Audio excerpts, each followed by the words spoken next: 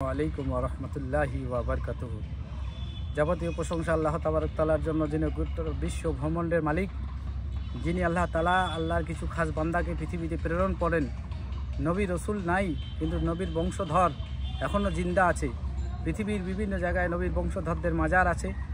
আপনারা যেখানে এখন আমার কথা শ্রবণ করছেন, তিনি নবীর বংশধর কুতুবুজ্জামান কুতুবুল ইরশাদ শাহ সৈয়দ আল্লামা ইকরামুল হক দাদা হুজুর পীর কেবলা হলদিবাড়ি মাজার শরীফ নামে বিখ্যাত।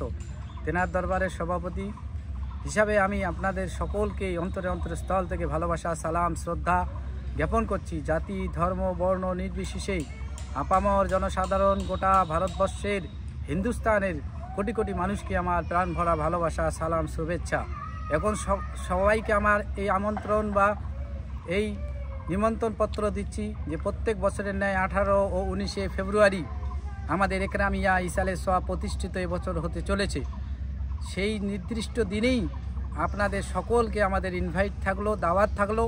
আপনারা বিভিন্ন রাজ্য, বিভিন্ন জায়গা থেকে এসে এই সালে সোয়াবে অশেষ হকদার হন এবং দাদা হুজুর পীর ইকরামুল হক রহমতুল্লাহ আলাইহি মাজার জিয়ারত করে প্রত্যেক বছরের ন্যায় এবছরে আপনারা যেন যেতে পারেন, একটু আশা আকাঙ্ক্ষা আমি গোটা ভারতবর্ষের জনগণের কাছে রেখে আমার কথা এখানে ইতি টানছি। আসসালামু আলাইকুম রহমতুল্লাহ।